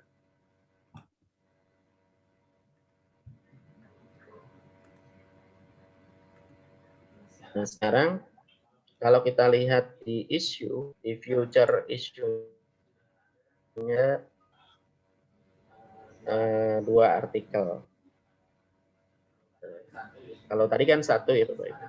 Ini sekarang sudah ada 2 artikel. Artikelnya yang apa saja bisa kita lihat di preview. Nah sebelum publish nanti kita coba preview. Nah urutan yang kita preview yang terakhir itu ada di atas. Jadi nanti kita tinggal pindahkan. efek lagi. Saya tutup ya. Jadi nanti urutannya itu karena yang paling lama itu ada di bawah, jadi harusnya kan paling lama ada di atas. Nanti kita tinggal edit aja di sini. Pilih order. Nah, urutannya kita naikkan aja. Yang ini tadi. Ini tadi benar yang mana ya, Pak? IPD. Issue datanya.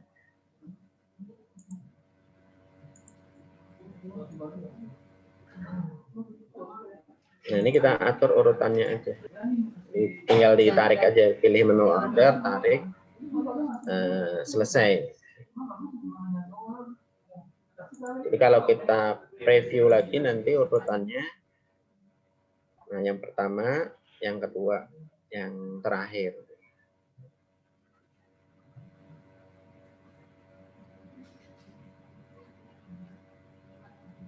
Terus kalau nanti mau publish di bulan April 2020, tinggal klik aja yang tombol ini. Publish. Oke.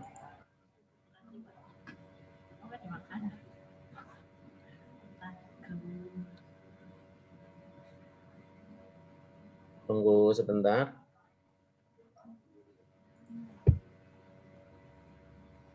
Masih muter.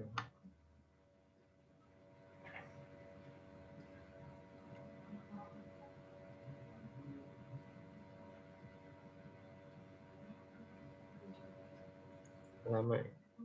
Kita lihat saja di menu arsip ya.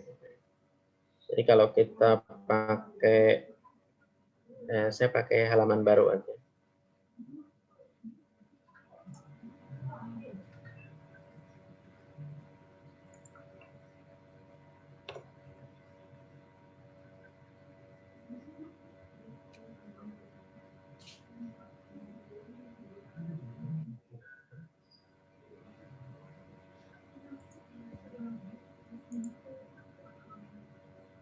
Saya share lagi.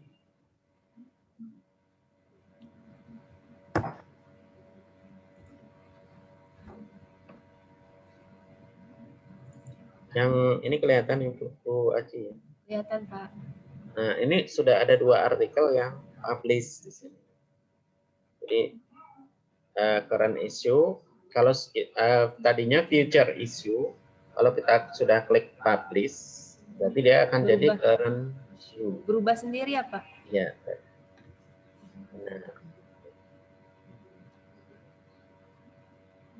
Nah, kalau misalnya ini nggak jadi kita publish, misalnya ada perubahan, nah nanti kita tinggal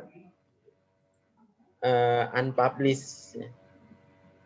Jadi di issue tadi, karena jadi keren, kita bukanya di back issue. Jadi yang tadinya future issue, sekarang pindah ke back issue, artinya artikel yang sudah diterbitkan. Nah, kita tinggal pindah lagi, unpublish, nanti dia akan pindah ke future issue. Tapi sebaiknya sekali publish itu jangan diubah-ubah lagi. Ini hanya contoh aja. Nah, back issue-nya sudah nggak ada, dia kembali lagi ke future issue. Kalau kita lihat di sini lagi, kita refresh, ini udah nggak ada ya. Hanya about the journal aja. Mungkin ada pertanyaan lagi Bu Aci. Pak Agus mau tanya, Pak Agus. Silakan Bu. Silakan Bu Ita.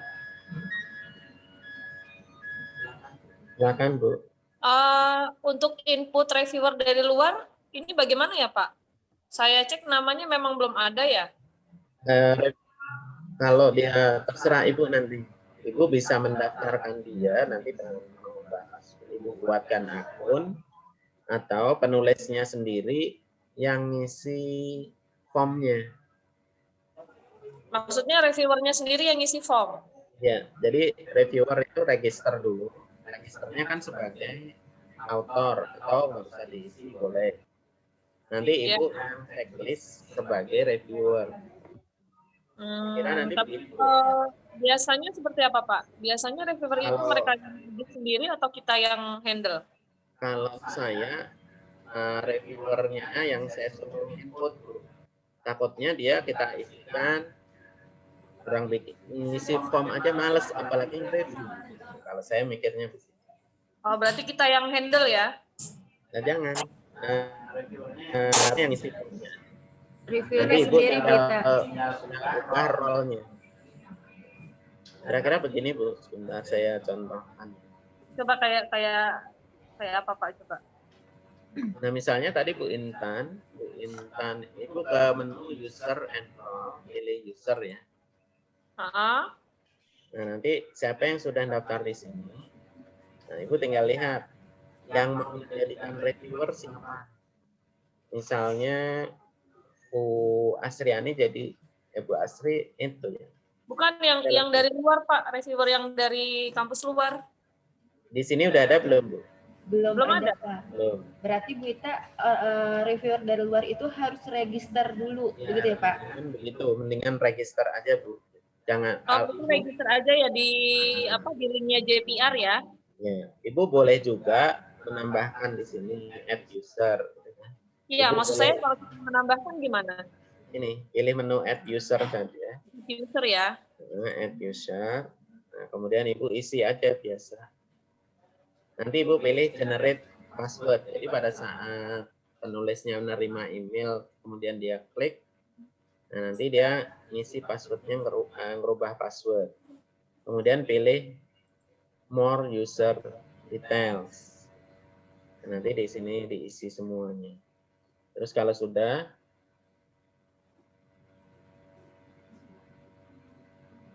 dan nanti tinggal Ibu rubah role-nya di sini. Jadi kalau sudah ada namanya, misalnya Pak Takwa, ya. Pak Takwa, saya ubah role-nya misalnya. Tinggal pilih menu edit user saja. Edit user. Nah, Pak Takwa ini mau sebagai apa? Misalnya sebagai reviewer. Checklist aja di reviewernya. Kalau sudah, oke. Nanti Pak Takwa ini otomatis bisa mereview. Selain sebagai author dan reader, dia juga sebagai reviewer. Nah, kemarin reviewernya ini saya matikan untuk keseluruhan jurnal karena pada saat mendaftar, penulis biasanya asal checklist saja 3 munculnya di situ. Nah, kalau 3 dia sebagai reviewer. Nanti masalahnya di jurnal ini akan jadi reviewer semua. Itu jadi bingung nanti pada saat kita mau menyerahkan reviewer semuanya sebagai reviewer gitu. Ibu tinggal Ibu boleh Ibu yang ngisi data atau penulisnya yang reviewernya yang ngisi data. Kalau saya mendingan reviewernya yang ngisi data. Nanti Ibu tinggal rubah role-nya aja. Oh gitu. Jadi lebih baik reviewernya yang isi data. Ya.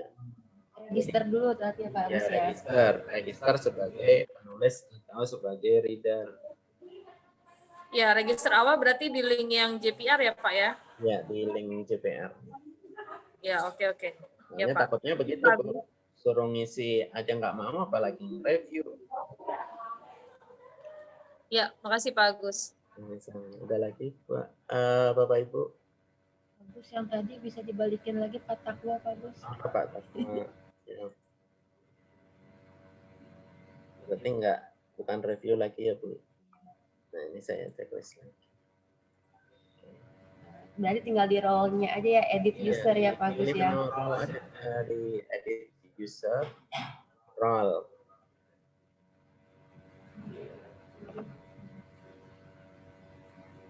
Ada lagi Bu Aci? Oke Bapak Ibu, ada lagi pertanyaan?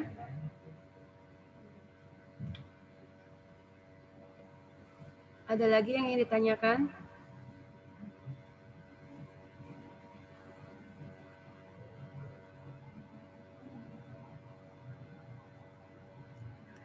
Oke, ini ada dari Bu Mari. Izin bertanya Pak Agus terkait jurnal baru dari Prodi. Kebetulan tadi dipaparkan terkait doi baru dan setelah 2 tahun. Sampai menuju 2 tahun tersebut, kira-kira poin penilaian apa saja pada saat akreditasi jurnal yang perlu dimaksimalkan? Oke, baik. Ada pertanyaan Bu Mari ya. Kalau doi itu hanya identitas artikel saja, Bu. Jadi doi itu syarat pada saat kita mengajukan akreditasi. Jadi sebelum kita mengajukan akreditasi kita nggak beri doi juga nggak masalah. Karena doi itu kan bayar. Jadi begitu Bu Mari, contohnya begini, jurnal Pak Hendra, jurnal Infortek, itu tahun ini sudah volume 2 nomor 2. Nah, tahun 2021 itu sudah bisa akreditasi. Nah, kemarin doi-nya sudah saya pasang, tapi belum saya aktifkan. Baru pasang nomornya aja. Karena mengaktifkan doi, itu kita copy XML-nya, kemudian kita juga bayar dari RGI atau dari Crossref ke RGI nanti ke kita biasanya. Jadi untuk doi, Bu Mari nggak usah mikirin, Bu, nanti dari kita ada. Kalau memang jurnalnya sudah memenuhi persyaratan, pasti kita berikan doi-nya. Jadi dari pihak LPPM yang akan memberikan ya Pak? Atau bagaimana? Ya, kalau doi nanti satu pintu dari LPPM semua. Untuk ISSN, nanti kita yang ngurus. Nggak usah. Atau Pak, kalau Bapak Ibu mau ngurus sendiri juga boleh. Tapi kemarin ada yang mau mengurus sendiri sama Bu Warek, tidak diperbolehkan dari LPPM aja, semuanya satu pintu. Gitu. Karena linknya sudah ada, jadi lebih mudah mungkin ya Pak Agus ya. Jadi yang penting nanti dari prodi itu di jurnalnya aja. Jurnalnya yang penting kalau bisa penulisnya banyak dari luar, 30% dari dalam, 70% dari luar, itu jurnal bagus pokoknya. Terus editornya juga banyak dari luar, reviewernya juga banyak dari luar. Nah, itu usahanya ke situ aja dulu sebagai pengelola jurnal. Untuk masalah ISSN, doi, nanti kita yang ngurus. Syarat untuk jadi editor, syarat editor reviewer dari luar itu syaratnya apa Pak Gus? Biasanya begini, saya bikin form ya, Bapak Ibu mungkin pernah ngisi form yang saya ajukan mungkin ya. Jadi bikin Google Form aja, bikin Google Form. Nanti di situ ada keterangan sebagai editor atau sebagai reviewer. Tapi kalau bisa di share-nya keluar BSI. Jangan di dalam. Kalau di dalam berarti nanti editor dan reviewernya orang dalam. Ya, untuk persyaratannya Pak Agus, apakah harus S3 atau bagaimana gitu? Kalau di jurnal gelar akademis itu jarang digunakan, dia mau profesor itu jarang yang pakai namanya di situ Bapak Ibu. Jadi lebih ke ID Cinta, ID Scholar, ID Scopus, lebih ke situ. Jadi kalau misalnya ngisi Google Form itu ID Scopus berapa, ID Scholar berapa, biasanya seperti itu aja. Kalau pendidikan saya rasa enggak, soalnya di jurnal itu yang profesor juga banyak tapi enggak naruh gelarnya di situ. Berarti yang dilihat ID Sinta mas Scopusnya Pak? Ya, ini Sinta, Scopus dan Scholar. Scopus. Kan orang bisa lihat dari jejak atau lihat dari tulisan dia di Scopus berapa, di Scholar berapa, yang sudah disitasi berapa, kelihatan di situ semua. Itu ya Bu Maria. Pak Jordi mau tanya langsung katanya. Ya, monggo Pak Jordi. Gus mau tanya, untuk di tahap copy editing, untuk saya kan di jurnal kosen kan baru juga. Nah berarti untuk ISSN-nya dikosongkan saja Pak? ISSN-nya kosongin dulu Pak. Karena untuk pengajuan itu harus ada artikel yang diterbitkan, nanti kita baru bisa mengajukan. Berarti untuk yang volume 1 nanti Januari itu untuk ISSN-nya kosong atau dihapus aja Pak? Soalnya kalau di template kan ada tuh. Dihapus dulu nggak masalah. Atau dikasih angka 00 atau X. 00 aja ya Pak ya? gitu ya. Oh, berarti Nanti setelah nomor ISSN-nya keluar, Bapak upload lagi tuh PDF-nya dengan nomor oh, itu cara. diedit ya Pak. Berarti posisinya 5 jurnal itu sudah publish ya Pak, sudah current issue ya? Ya, 5 artikel sudah publish dulu, nanti kita ajukan. Sekarang ISSN lagi ditutup dari tanggal 11 sampai buka lagi tanggal 4 Januari. Jadi kemarin saya mengajukan ISSN untuk jurnal reputasi punya prodi RPL itu dari tanggal 16 November kalau nggak salah. 16 November, yang kemudian Desember pertengahan kemarin sudah ACC dari Sona, dan muncul info pembayarannya itu pas kita mau libur. Nah, nomor billingnya itu berlaku 7 hari. Pas kita mau libur. Nah, kemarin hari Senin itu baru dibayar dan sudah saya upload. Nah, semoga nanti yang RPL ini keluar, kalau nggak hari ini nanti paling di Januari. Karena Pak, kalau akhir tahun itu di ISSN-nya lebih apa namanya? Stock opnam berarti. Jadi dia nggak ngurusin pendaftaran baru. Jadi mulai lagi nanti aktif di Januari. Nanya lagi Pak, untuk jurnal baru itu kan berarti belum ada ISSN ya, berarti kan baru mau diajukan. Nah, untuk indeksnya apakah Scholar atau bagaimana Pak? Indeksnya Scholar aja, nanti semua jurnal itu masing-masing punya email ya Bapak. Semua jurnal dibuatkan satu jurnal satu email karena nanti untuk Scholar. Nah, kewajiban editor nanti setelah artikel publish memasukkan semua artikel yang sudah publish itu ke dalam Scholar-nya. Nah, tujuannya untuk apa? Tujuannya pada saat jurnal sudah akreditasi, peringkat akreditasinya itu nanti muncul. Saya contohkan aja ya Pak Jordi. Boleh Pak. Saya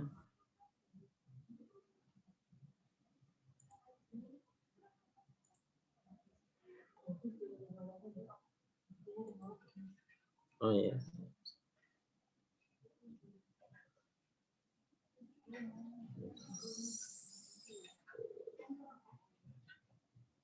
Nah, tugas editor setelah atau pasca penerbitan itu memasukkan semua artikel yang sudah diterbitkan ke Scholar jurnalnya.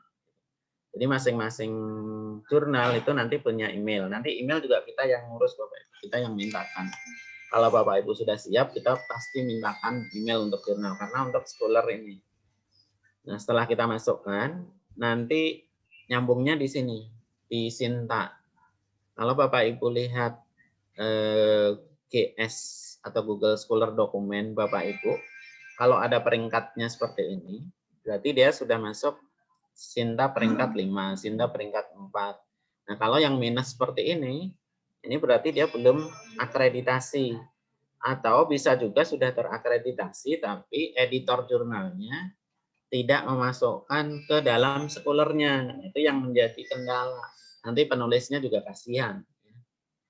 Karena di Sinta ini nanti nggak nyambung.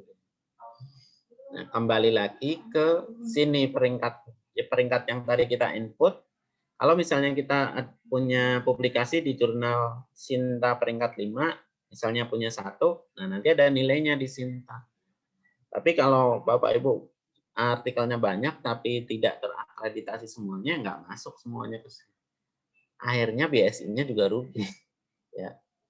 Jadi kalau artikel Bapak Ibu ada di peringkat 1, itu ada nilainya di sini. Nanti BSI-nya juga naik kalau masing-masing dosennya publikasinya bagus. Kira-kira begitu Pak Jordi. Berarti di manual di Scholar ya Pak? Kayak jangan di manual, di search aja. Kalau sudah terbit, biasanya 1 minggu Scholar itu udah bisa mendeteksi. Nah, jadi otomatis Pak? Otomatis setelah 1 minggu itu? Otomatis. Biasanya nggak nyampe 1 minggu, 3 hari, kadang-kadang juga udah bisa. Begitu kita publish, 3 hari dilihat aja nanti, masukkan aja judul di Scholar. Kalau udah kedetek, nah berarti kita masukkan ke dalam Scholar jurnalnya itu. Oke Pak, saya pikir dari jurnalnya gitu yang daftarin ke Scholar, ternyata otomatis dari Scholar ya Pak. Otomatis ya, biasanya Scholar ngambil, tapi jurnalnya harus di input juga Pak, bukan otomatis ya. Iya, maksudnya di jurnalnya iya Pak, di input Pak. Masukkan tapi nggak manual gitu. Iya, di add biasa. Nah, Judulnya biasa aja. di search judulnya, ketemu checklist gitu. Oke, makasih Pak Agus. Ya. Oke, terima kasih Pak Jordi. Mungkin banyak yang masih ingin ditanyakan berkenaan dengan OJS 3 ini. Tapi sayang maaf Bapak Ibu, waktunya sudah cukup. Terima kasih Pak Agus yang sudah memberikan kita ilmu yang bermanfaat untuk hari ini. Semoga kedepannya jurnal-jurnal yang ada di Universitas Bina Sarana Informatika semua menjadi yang terbaik dan terakreditasi semua. Namun sebelum saya menutup workshop hari ini, kita akan melakukan dokumentasi dengan menggunakan masker ya Bapak Ibu sebagai salah satu kampanye dari protokol kesehatan yang diterapkan oleh pemerintah. Bapak Ibu bisa menggunakan maskernya.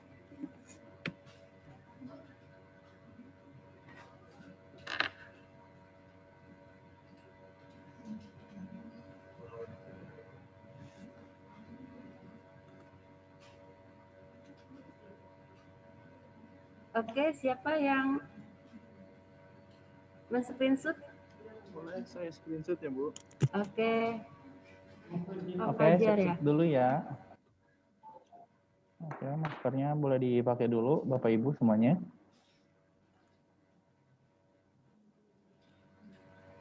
Yes, siap.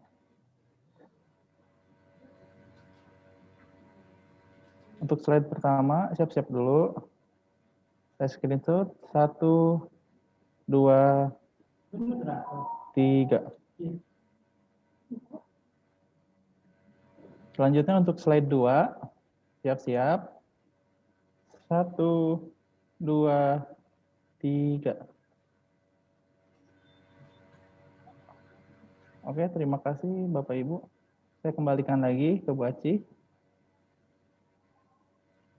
Oke, terima kasih Pak Fajar. Maaf Bu Ita, ini link absennya belum bisa katanya.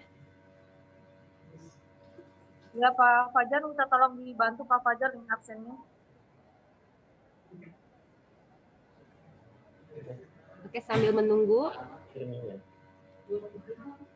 Saya ucapkan terima kasih sekali lagi kepada Bapak Ibu dan rekan-rekan tim unit pengembangan akademik hubungan masyarakat.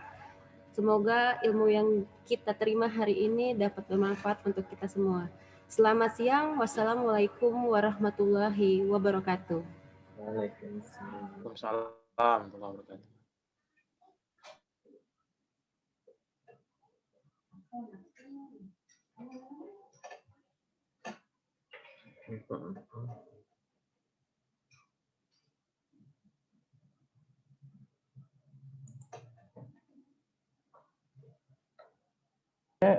Untuk link absennya boleh dicoba lagi Bapak Ibu.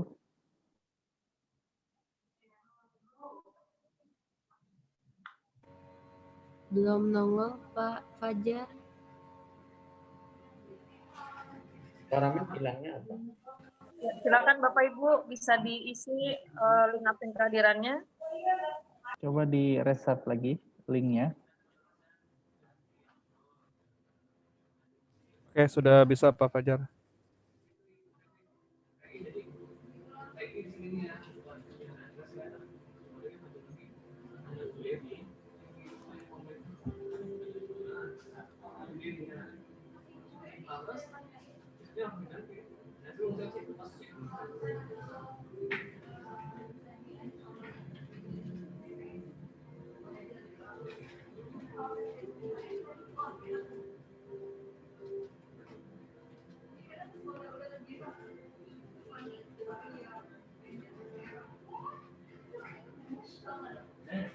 Ya.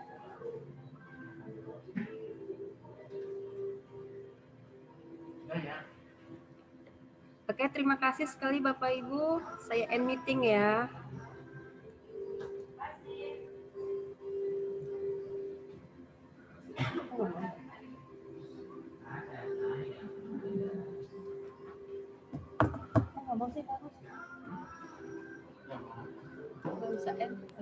Terima kasih Bapak Ibu untuk kehadirannya. Semoga bermanfaat workshop hari ini.